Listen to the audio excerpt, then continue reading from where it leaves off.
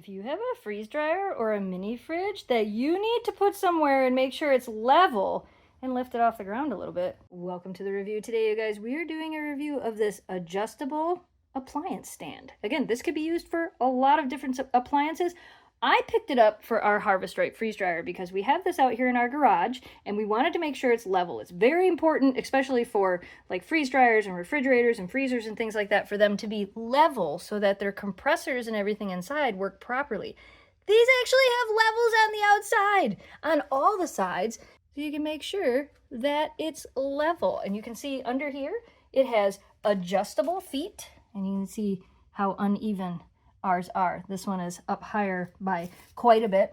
The feet themselves are adjustable to, I believe it's like 7.5 inches to almost 8.5 inches, so you can have quite a bit of space up and down. And then this part here is adjustable for a 16-inch base to a 23-inch base.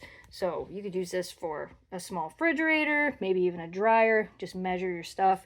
But it works perfect for our freeze dryer. This was what I was most excited to use this with. So hopefully the freeze dryer will work even better now. If you're looking for a great way to lift your appliances off the ground and make sure that they're level, we recommend this.